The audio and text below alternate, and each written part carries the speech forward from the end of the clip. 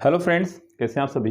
दोस्तों, ईडियम की आज वीडियो नंबर 3 में आपका स्वागत है, जिसमें मैं आपको अल्फ़ाबेट ए का आज लास्ट पार्ट करवाने वाला हूं। यस दोस्तों, इसमें ए अल्फ़ाबेट के आज सभी ईडियम्स कवर हो जाएंगे। और आज की सीरीज में एक खास बात और भी है कि मैंने सभी ईडियम्स इसमें आपके पिक्चर के माध्यम से कवर किए हैं, यानी कि आपको साथ में एक पिक्चर भी दिखाई देगा, जिससे कि आप लोग ईडियम को और ईजिली याद रख सकें और आप उनको कभी ना भूल पाएं। एक बहुत ही आसान तरीका आपके लिए मैंने इसमें और ऐड कर दिया है। दोस्तों, कंप्लीट वीडियो देखेगा और ईडियम्स को आप लोग अगर चाह रहे हैं कि इनका सभी का पीडीएफ मिल जाए, तो आप हमारा टेलीग्राम ग्रुप या फिर इंस्टाग्राम ग्रुप ज्वाइन कर लीजिएगा। और एक इंपॉर्टेंट बात और दोस्तों, अगर आप किसी भी गवर्नमेंट एग्जाम की तैयारी कर रहे हैं तो अनअकैडमी के किसी भी कोर्स को आप लोग बाय कर सकते हैं। दोस्तों, अनअकैडमी के सभी कोर्सेज की जो फी है वो बहुत तेजी से, यानी कि बहुत जल्दी ही इंक्रीज होने वाली है। तो इंक्रीज होने से पहले ही आप लोग अनअकैडमी के कोर्सेज को बाय कर सकते हैं। हमारा रेफरल कोड SJ2022 लगा करके आपको 10% डिस्काउंट इस पर और मिल सकता है। दोस्तों, क्यों ना अभी ही इस वीडियो को, इन कोर्सेज को खरीदा जाए। दोस्तों, किस तरह से कोर्सेज की फीसेस है मैं आपको बता देता हूं एक बार, और किस तरह से फीसेस आपकी हाइक हो रही है वो बता देता हूं। जो 1 मंथ का सब्सक्रिप्शन आप लेते हैं तो वो अभी 1350 रुपीज़ में है, जो कि आने वाले टाइम में 1500 का हो जाएगा। 3 मंथ्स का सब्सक्रिप्शन अगर आप बाय करते हैं तो ये 3400 का है, जो कि 3750 का हो जाएगा।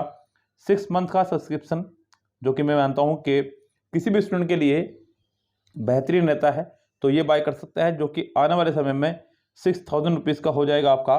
और अगर आप लोग 1 ईयर वाला प्लान लेते हैं तो आपका 6500 का है, जो कि आने वाले समय में 750 का हो जाएगा। और गाइस ये 78 से 85 का। और साथ ही साथ दोस्तों, अगर आप इस पर हमारा रेफरल कोड SJ2022 लगाएंगे तो आपको 10% डिस्काउंट और मिलता है। जैसे कि दोस्तों, आपके बहुत सारे एग्जाम्स में 1 मंथ के आसपास, किसी के एग्जाम में 3 मंथ्स के आसपास, किसी के एग्जाम में 1 ईयर के आसपास रह रहा हो, आप उसी के हिसाब से अपना कोर्स बाय कर सकते हैं। लेकिन जितना जल्दी हो सके उतना जल्दी बाय कर लीजिएगा। ओके दोस्तों, तो फिर चलते हैं हम लोग अपनी वीडियो की तरफ और शुरू करते हैं अपने आज के इडियम्स। तो जो पहला हमारा इडियम है आज का, अल्मा मैटर। अब बच्चों, मैं आपको बता दूं कि शुरुआत के कुछ इडियम्स में, यानी कि 5-6 इडियम में लगभग पिक्चर नहीं लगा पाया था। बाद में ये आइडिया आया तो मैंने बाद में से पिक्चर लगाई है। अल्मा मैटर बच्चों, अल्मा मैटर बोलते हैं एक ऐसे संस्थान को, एक ऐसे स्कूल को जहां से आपने शिक्षा दीक्षा ग्रहण की हो। यस, द स्कूल और कॉलेज वन हैड अटेंडेड, यानी कि कोई ऐसा स्कूल या कॉलेज जहां से आपने पढ़ाई शुरू की हो, अपनी पढ़ाई पूरी ग्रहण की हो। पढ़ाई का पहला संस्थान, पढ़ाई का पहला संस्थान, चाहे उसमें स्कूल हो या कॉलेज हो। अगला बच्चों, एल्टर ईगो। ये बड़ा प्यारा वर्ड बच्चों के सामने है, एल्टर ईगो। बच्चों, एल्टर का मतलब होता है एक्सचेंज। देखिए, एल्टर आपके दो वर्ड होते हैं, एक होता है एल्टर ALTER, एक होता है ALTAR। बच्चों, इस वाले ALTAR का मतलब होता है बेदी या मंडप। यस, जैसा आपने कई बार देखा हो शादी वगैरह में मंडप सजता है, उसे बोलते हैं बेदी, मंडप, यानी कि अल्टर। और ये आपका अल्टर यानी कि एक्सचेंज, बदलने वाला, मतलब अल्टा पल्टी मारने वाला, एक्सचेंज। इसे ई से याद रखो। आप लोग अगर कंफ्यूज हो रहे हैं कि ALTER और ALTAR का क्या डिफरेंस है, तो ई माने एक्सचेंज, बस याद रखो, ई से एक्सचेंज, तो अल्टर माने एक्सचेंज। ईगो मतलब आपकी अंदर की जो भावना है उनको एक्सचेंज करना। अल्टर ईगो मतलब अपने एक कोई ऐसा मित्र, कोई ऐसा व्यक्ति जिसके साथ आप अपनी अंदर की बातें शेयर कर सकें, एक्सचेंज कर सकें। N intimate friend. बच्चों, क्या हो जाएगा आपका ये, एन इंटीमेट फ्रेंड, यानी कि बहुत नजदीकी दोस्त, बहुत नजदीकी दोस्त आपका। Always a bridesmaid never a bride. Always a bridesmaid never a bride, यानी कि never the most important person in a particular situation, यानी कि कभी भी प्रमुख भूमिका में ना होना, हमेशा सेकंड होना। देखिए यहाँ पे कह ही रहा है ऑलवेज अ ब्राइड्स मेड, यानी कि हमेशा ब्राइड्स की मेड होना, हमेशा ब्राइड्स की मेड बनना, कभी भी ब्राइड ना बनना। मेड बोलते हैं बच्चों नौकरानी को। किसको बोलते हैं, नौकरानी को, यानी कि आपको दुल्हन की दासी बनना है, कभी दुल्हन बनने का मौका मिला ही नहीं, तो यानी कि हमेशा सेकंड पोजीशन पर होना, कभी भी फर्स्ट पोजीशन पर ना आना, यानी कि हमेशा अपने सेकंड स्थान पर रहना बच्चों। तो यहाँ पर आपका आंसर हो जाएगा इसका, कभी प्रमुख भूमिका में ना होना। अगला आइटम बच्चों हमारे पास में, एन आई फॉर एन आई, यानी कि अगर कोई आपको आंख दिखा रहा है तो उसको आंख दिखानी है। एन आई फॉर एन आई यानी कि जैसे को तैसा, यानी कि tit for tat. Tit for tat यानी कि आपको आंख दिखाई गई तो आप भी उसको आंख ही दिखाएं। टिट फॉर टैट इसको बोलते हैं बच्चों। एन आयरन विल, बच्चों विल के कई सारे मीनिंग होते हैं। विल माने आपको फ्यूचर तो ये है ही गागी गे के लिए। विल माने बच्चों होता है आपका वसीयत भी। विल माने होता है इच्छा भी। आयरन मतलब लोहे जैसी, एक लोह इच्छा यानी कि लोहे जैसी इच्छा होना। तो an iron will, strong will power या फिर मजबूत इच्छा शक्ति।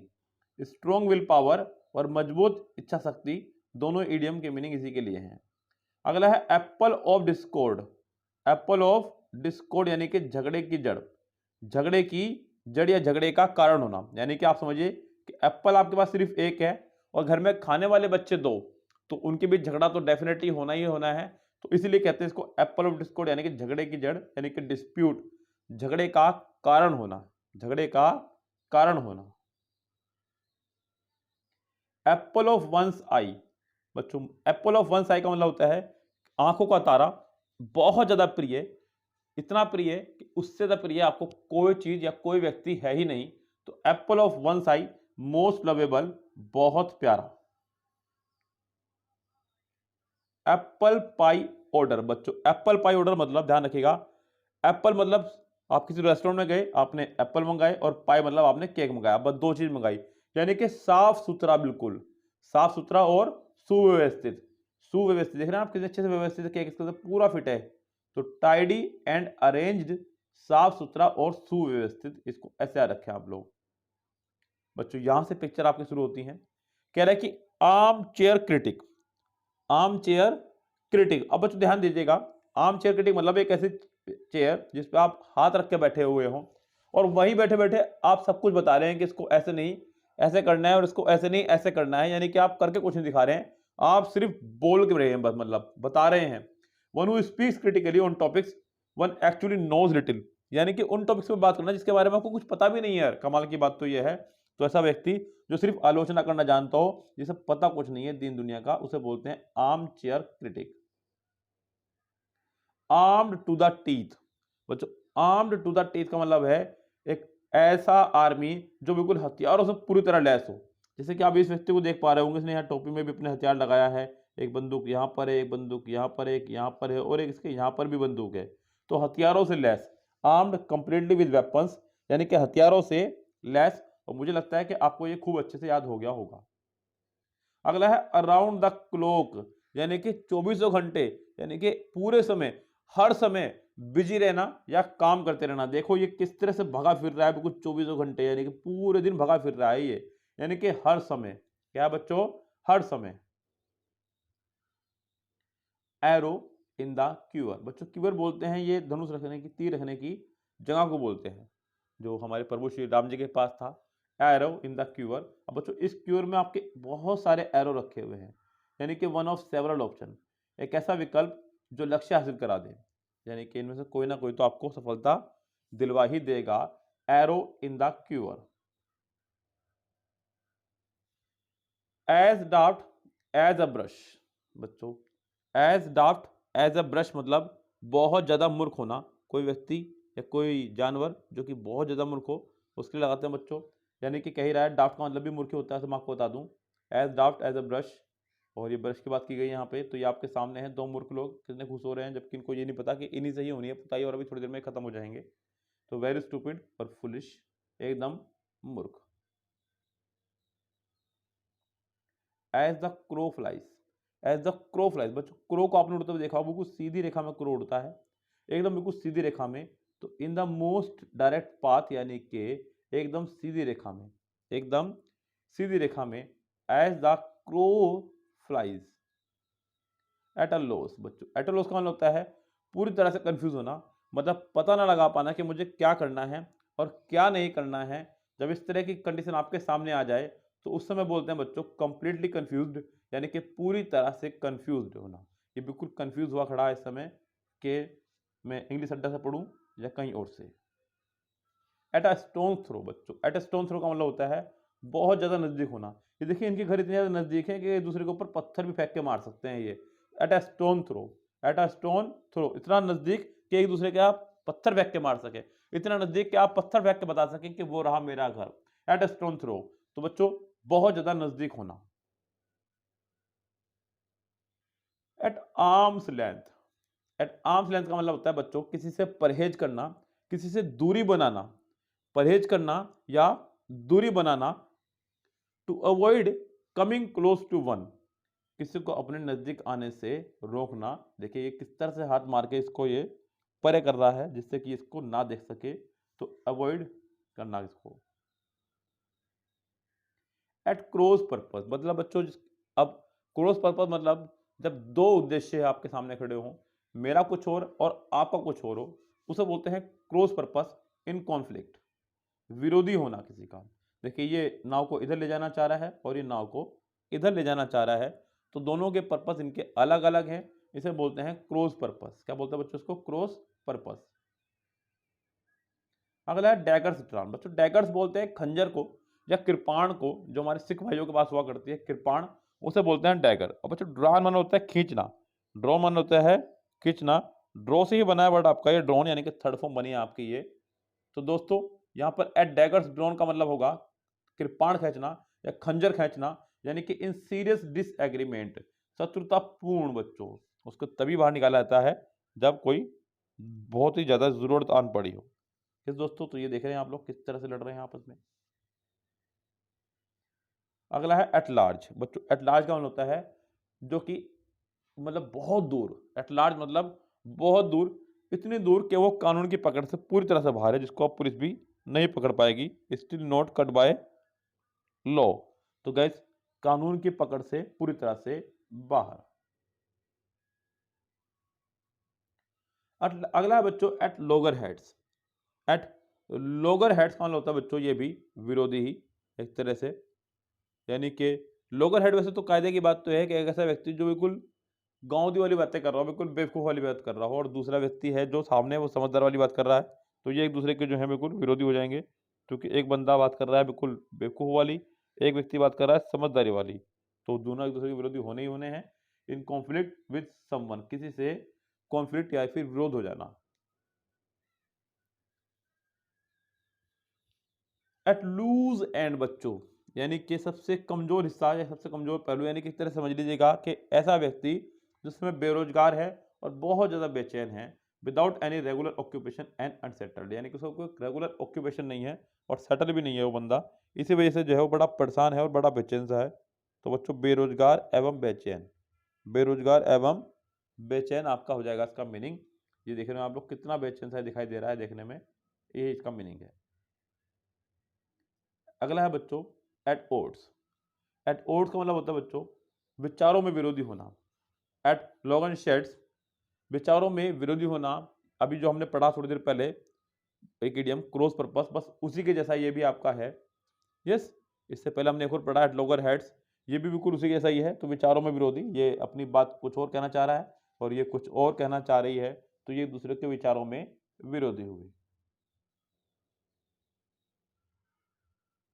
एट वंस विट एंड, बच्चों विट बोलते हैं अकल को, आपके दिमाग को, और वो आपकी एंड हो चुकी है पूरी तरह से, यानी कि अब आपके दिमाग ने काम करना बंद कर दिया है, तो आप समझ नहीं पा रहे हैं कि मुझे क्या करना चाहिए क्या नहीं, तो आप पूरी तरह से कंफ्यूज हैं, कंप्लीटली कंफ्यूज, जिससे कि ये व्यक्ति आपको दिखाई दे रहा है खड़ा हुआ यहाँ पे समुद्र के बीचों बीच, इसको समझ नहीं आ रहा कि मुझे इस समय क्या करना चाहिए क्या नहीं। अगला है एट रैंडम। एट रैंडम मतलब बच्चों बिल्कुल बिना किसी तैयारी के और बिना किसी कारण के तुरंत कहीं पे भी चला जाना, विदाउट एनी रीजन और प्लानिंग, बिना कारण के।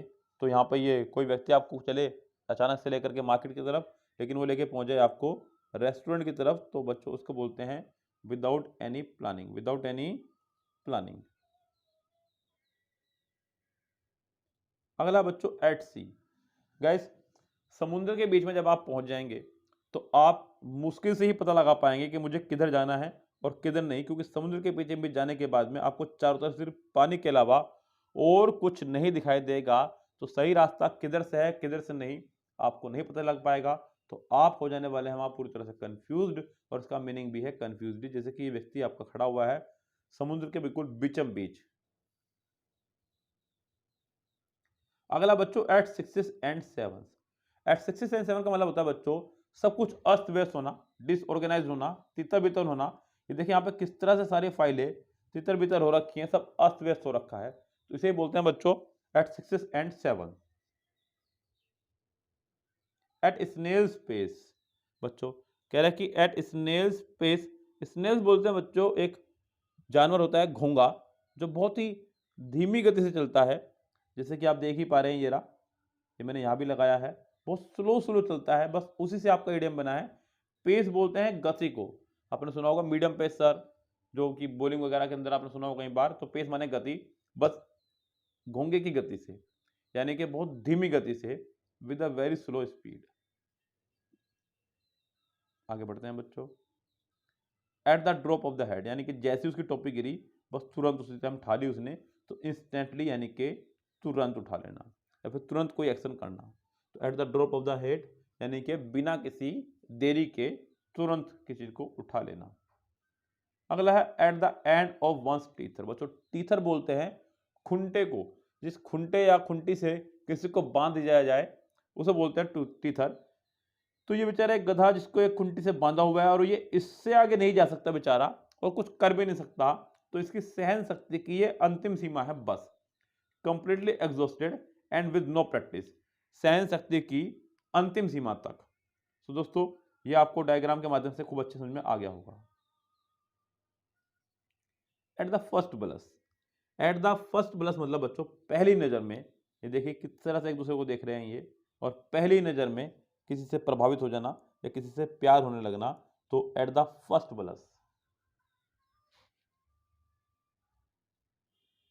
एट वेरियंस विद, बच्चों एट वेरियंस विद का मतलब होता है भिन्न होना किसी से, यानी किसी चीज से अलग होना, जैसे कि एक व्यक्ति की यही दो आंखें ली गई हैं लेकिन ये दोनों एक दूसरे से भिन्न हैं, ऐसा यहाँ पर डिफरेंस दिखाया जा रहा है। तो गैस किसी से भिन्न होना, किसी से अलग होना, वेरिंग फ्रॉम समवन या something. Average itself out, average itself out मतलब to produce a result that balance the situation, एक ऐसा परिणाम देना जो सिचुएशन को बैलेंस करके रखे, यानी कि संतुलन बनाना किसी चीज में। ऑ इंस्पायरिंग, एक ऐसा कोई व्यक्ति जिसको देख करके आपके मन में एक भय पैदा हो। घर में ऐसे बहुत सारे रिश्तेदार होते हैं जिसके आने के बाद में सभी बच्चे जो हैं डरे डरे से पीना शुरू हो जाते हैं, तो बच्चों creating fear because of respect, तो ये भय एक तरह का इस तरह का है क्योंकि आप उसका सम्मान करते हैं। बच्चों हमारे जो सबसे बड़े भाई हैं तो उनसे हम लोग इसलिए डरते हैं क्योंकि हम उनका सम्मान करते हैं। तो बच्चों creating fear because of respect, भय पैदा करने वाला, और इंस्पायरिंग, देख रहे हैं बच्चों आप लोग। अगला जो है हमारा वो है लास्ट एक्स टू ग्राइंड। बच्चों एक्स टू ग्राइंड का मतलब होता है अपना उल्लू सीधा करना या अपना स्वार्थ सिद्ध करना, बस अपना काम निकल जाए उसके बाद में खत्म, अपना काम बनता और भाड़ में जाए जी। हैविंग सम सेल्फिश मोटिव, अपना स्वार्थ सिद्ध होना, बस अपना काम निकाल लेना, उसके बाद में आपको औरों से कोई मतलब नहीं है। सो गैस ये है आपका आज के सभी इडियम्स जो मैंने आपको कोशिश की है कि पिक्चर के माध्यम से पढ़ाए जाएं जिससे कि आप लोग कभी भी इनको ना भूल पाएं। ए अल्फाबेट के इडियम आपके आज समाप्त होते हैं। लगभग आपके ये इडियम्स 70 to 80 रहे होंगे और ये सभी इडियम्स को मैं एक ही वीडियो में कंप्लीट कर दूंगा आप, जिससे कि आपको पढ़ने में थोड़ा सा और आराम हो जाए। तो दोस्तों जुड़े रहिएगा इसी तरह से वीडियो में और चैनल को सब्सक्राइब करके बेल आइकन प्रेस कर लीजिएगा, जिससे कि आने वाली कोई भी वीडियो आपको मिले घर बैठे, वो भी बिना किसी कीमत के चुकाए। ओके दोस्तों, बहुत शानदार सीरीज आप लोगों के लिए हमने शुरू की है, तो कोशिश करूंगा कि एक कंटिन्यू आपके लिए जारी रहे। मिलते हैं आपसे नेक्स्ट वीडियो में, तब तक के लिए बाय।